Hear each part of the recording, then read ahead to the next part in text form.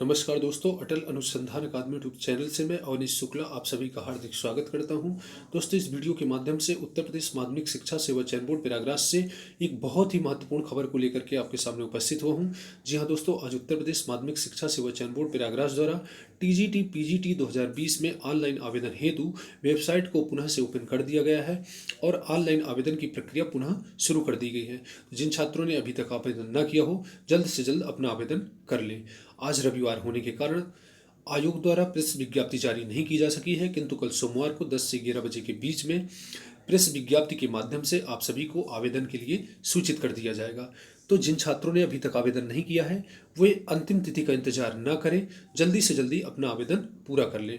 आवेदन करते समय महत्वपूर्ण दिशा निर्देशों को भली भांति अच्छी प्रकार से पढ़ लें ताकि आपके आवेदन में किसी प्रकार की कोई त्रुटि न हो, आपके अंतिम चयन में किसी प्रकार की कोई बाधा न आए। आवेदन करने से संबंधित एक महत्वपूर्ण बात, ऑनलाइन आवेदन करने का ठेका साइबर कैफे वाले को ना सौंपें। आप जाएं, अपने सामने ही फॉर्म भरवाएं और पेमेंट भी अपने सामने ही करें। क्योंकि ये पीजीटी की यदि मैं बात करूं तो पीजीटी में रजिस्ट्रेशन के बाद पेमेंट करने के दौरान ही उसमें बीएड का ऑप्शन आता है। यदि आप आवेदन कर देते हैं किंतु पेमेंट करने का जिम्मेदारी आप साइबर कैफे वाले को सौंप देते हैं, किंतु यदि वो भूल जाता है कि मुझे बीएड को भी टिक करना है तो आपको बीएड का फायदा नहीं मिल पाएगा, आपका बहुत बड़ा नुकसान हो जाएगा। तो आप अपने सामने ही पूरा फॉर्म सबमिट कराएं और इसके बाद ही प्रिंट लेकर के ही आप घर वापस आएँ। तो ऑनलाइन आवेदन करने से संबंधित जो महत्वपूर्ण दिशा निर्देश है, यहाँ पर कुछ निर्देश दिए गए हैं, इनको आप देख लीजिए। ऑनलाइन आवेदन करने के संबंध में अभ्यर्थियों को सूचित किया जाता है कि आवेदन से पूर्व निम्नलिखित दिशा निर्देशों को भली भांति अध्ययन कर लें, तत्पश्चात ही आवेदन करें। विज्ञापन से संबंधित लिखित परीक्षा का पाठ्यक्रम, ऑनलाइन आवेदन करने हेतु पूर्ण निर्देश, सामान्य अनुदेश तथा उपलब्ध सभी पदों के सापेक्ष न्यूनतम शैक्षिक अर्हताएं आदि महत्वपूर्ण सूचनाएं चयन बोर्ड की वेबसाइट पर उपलब्ध हैं। अभ्यर्थियों द्वारा इनका भी सावधानी पूर्वक अध्ययन अपेक्षित है। ऑनलाइन आवेदन करने हेतु सर्वप्रथम अभ्यर्थी को चयन बोर्ड की वेबसाइट पर प्रदर्शित लिंक परीक्षा 2020 के लिए ऑनलाइन आवेदन पर जाकर क्लिक करना होगा। यहाँ अभ्यर्थियों को ऑनलाइन नोटिफिकेशन एडवर्टाइजमेंट डिटेल पृष्ठ के अंतर्गत चयन बोर्ड से संबंधित विज्ञापित नोटिफिकेशन दिखाई देंगे। नोटिफिकेशन के सम्मुख 3 बटन उपलब्ध हैं। यूजर इंस्ट्रक्शन, अभ्यर्थियों को ऑनलाइन आवेदन भरने संबंधी दिशा निर्देश दिए गए हैं, एवं व्यू एडवर्टाइजमेंट पूरा विज्ञापन प्रदर्शित होगा। तीसरे में अप्लाई करने हेतु क्लिक करना होगा। आवेदन करने का कार्य 3 चरणों में पूरा होना है। कैंडिडेट रजिस्ट्रेशन पहले चरण, और दूसरे चरण में फीस का भुगतान, और तीसरे चरण में फॉर्म सबमिशन। तो 3 चरण में आवेदन पूरा होना है।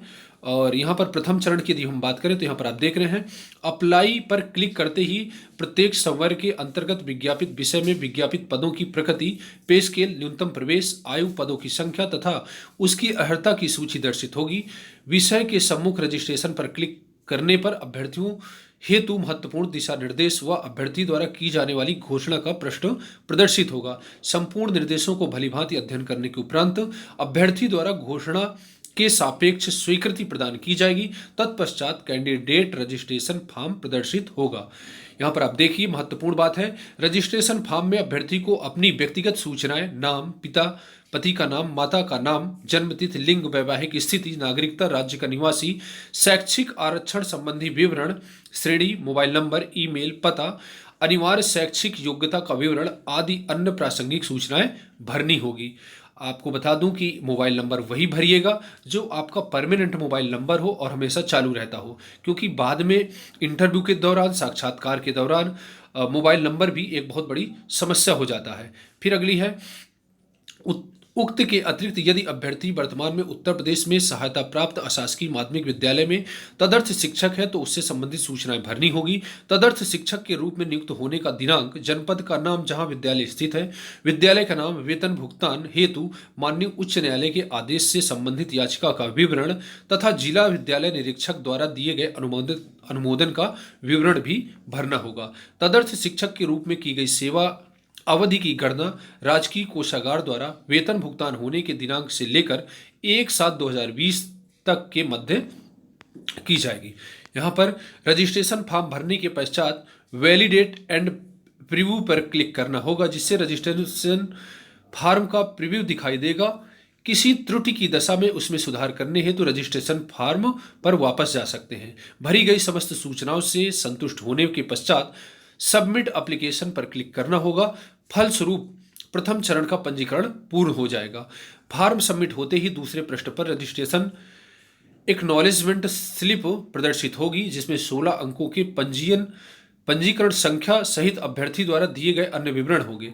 प्रिंट रजिस्ट्रेशन स्लिप पर क्लिक करके उक्त का प्रिंट लिया जा सकेगा। द्वितीय चरण में यहाँ पर आप देख रहे हैं, द्वितीय चरण के अंतर्गत अभ्यर्थी को उसकी आवेदित श्रेणी के अनुसार निर्धारित शुल्क का भुगतान करना होगा। शुल्क भुगतान हेतु रजिस्ट्रेशन एक्नॉलेजमेंट स्लिप में click here to proceed for payment पर अथवा परीक्षा पोर्टल के उत्तर प्रदेश माध्यमिक शिक्षा सेवा चयन बोर्ड के सिलेक्शन में filling online application form segment के अंतर्गत ही फी डिपोजिशन पर क्लिक करना होगा।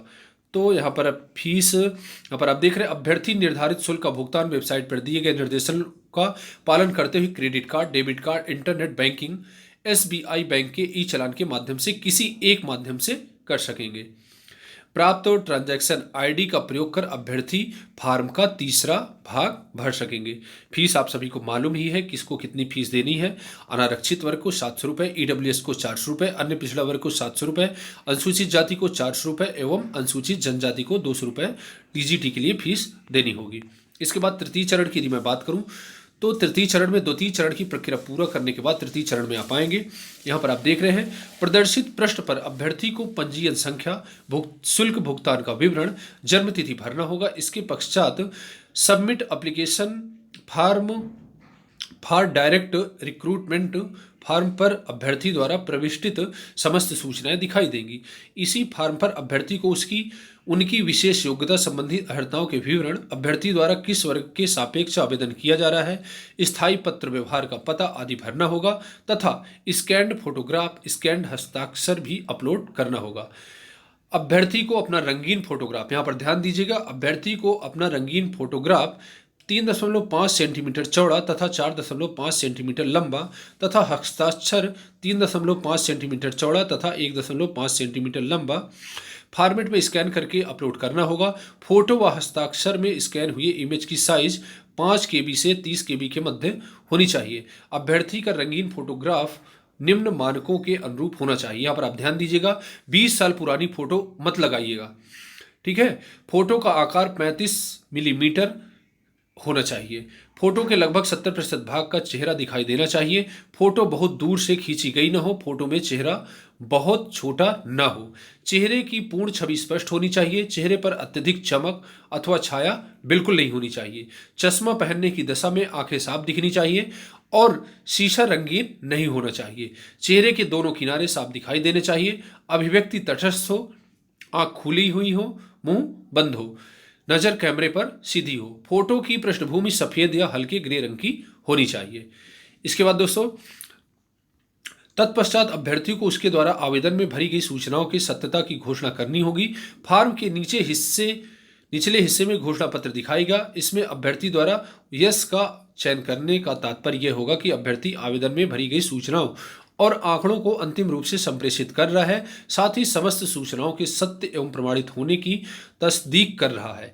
तत्पश्चात आवेदन का प्रिंट लेकर अभ्यर्थी इससे अपने पास सुरक्षित रखे।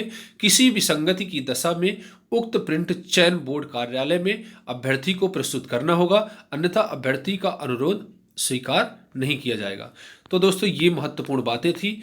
ये TGT के संबंध में महत्वपूर्ण बातें दी गई थी, किंतु जो बातें TGT के संबंध में सही हैं वही सही बात, संपूर्ण बातें PGT के संबंध में भी सही हैं। यहाँ पर कुछ और महत्वपूर्ण दिशा निर्देश दिए गए हैं, जैसे प्रशिक्षित स्नातक पद पर नियुक्ति के लिए ऐसा पुरुष अभ्यर्थी पात्र न होगा जिसकी एक से अधिक पत्नियां जीवित हों, या कोई महिला अभ्यर्थी पात्र न होगी जिसके ऐसे पुरुष से विवाह किया हो जिसकी पहले से ही एक पत्नी जीवित हो। परंतु राज्य सरकार किसी व्यक्ति को इस नियम के प्रवर्तन से छूट दे सकती है यदि उसका यह समाधान हो जाए कि ऐसा करने के लिए विशेष कारण विद्यमान है।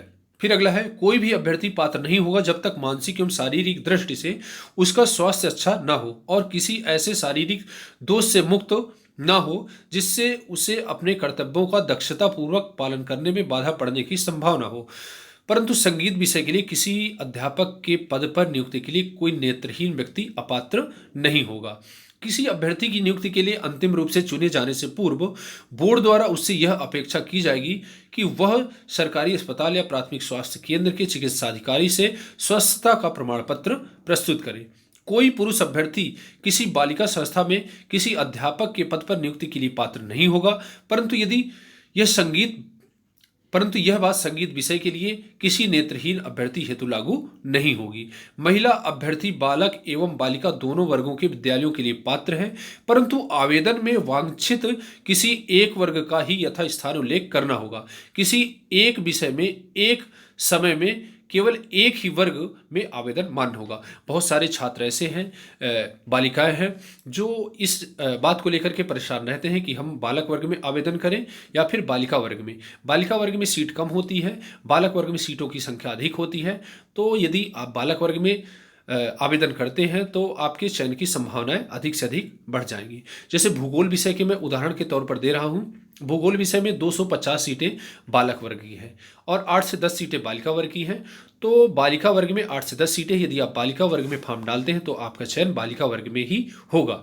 किंतु यदि आप बालक वर्ग में आवेदन करते हैं तो बालक वर्ग में सीटों की संख्या ज़्यादा है, तो सीटें ज़्यादा होने के कारण आपको अवसर भी ज़्यादा मिल जाएंगे। आवेदन पत्र में यथास्थान अपनी नवीनतम फोटो अवश्य लगाएं। प्रत्येक विषय एवं वर्ग के लिए मात्र एक ही आवेदन पत्र मान्य होगा।